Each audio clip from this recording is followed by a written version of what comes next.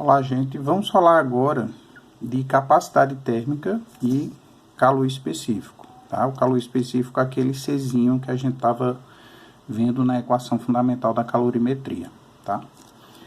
Então, veja só. A capacidade térmica, estou representando aqui para o CT, tá? Ela é uma propriedade referente ao corpo. Então, quando a gente fala em corpo, por exemplo, imagine um copo com água e um balde com água, tá? Então, eu tenho o corpo copo com água e o corpo balde de água, tá? Então, a capacidade térmica é uma propriedade referente ao corpo, ou seja, vai depender também da quantidade que eu tenho daquela substância. Já o calor específico, que eu estou representando aqui por C, é uma propriedade referente à substância da qual o corpo é feito. Então, por exemplo, lá no exemplo que eu dei do copo com água e do balde com água, os dois são formados pela mesma substância, água. Então, eu vou me referir à substância água, calor específico. Agora, o corpo, a quantidade dessa água, capacidade térmica, tá? Entenda a capacidade térmica como, por exemplo, uma caixa d'água. Tá? Se você tiver uma caixa d'água de 1000 litros e uma caixa d'água de 2000 litros, você tem uma capacidade maior na de 2000 litros. Então, vamos começar pela capacidade térmica. A capacidade térmica é representada por um C maiúsculo, tá?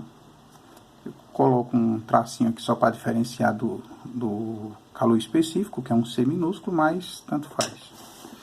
Então, a capacidade térmica, ela pode ser calculada através dessa formulazinha aí, né? Então, a capacidade térmica é a quantidade de calor dividido pela variação de temperatura.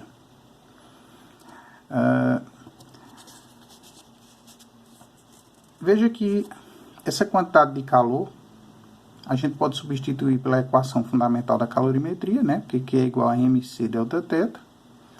E aí, com isso, esse delta θ pode ser eliminado. E aí você chega a essa conclusão, de que a capacidade térmica ela é igual à massa do corpo multiplicada pelo calor específico. Então, são duas formas de calcular a capacidade térmica.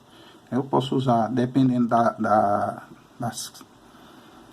dos dados que são me dados na questão, eu posso calcular usando essa fórmula ou essa aqui, tá?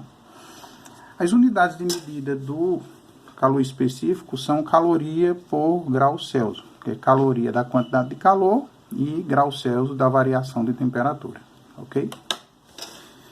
Então, vamos entender aqui como é que funciona essa ideia da capacidade térmica. Imagine, por exemplo, que você tem aqui um copo com água sendo aquecido por uma chama, né? Um fogão, por exemplo. E uma outra situação, você tem um recipiente bem maior, um balde, uma panela com bem mais água do que o primeiro caso, também sendo aquecido pela mesma chama. Então, você tem que pensar o seguinte, nessas duas situações, quem é que vai, por exemplo, esquentar mais rápido, se eu colocar os dois ao mesmo tempo? Né? Quem vai esquentar mais rápido? Então, com certeza, esse aqui esquenta bem mais rápido que esse, tá? Então, para que eu tenha uma variação de temperatura aqui, por exemplo, vamos imaginar que ele estava a 20 graus Celsius e chegou a 80. Aqui também, 20 graus Celsius chega a 80. Mas quem chega mais rápido em 80 graus Celsius? Esse. Por quê? Porque tem menos água. Ou seja, ele tem uma menor capacidade térmica. Então, ele precisa de menos calorias para chegar a 80 graus Celsius. Já esse aqui, ele tem uma capacidade térmica maior. Então, a ideia de capacidade, cabe mais calorias nesse aqui, para que tenha a mesma variação de temperatura nos dois casos. Ok?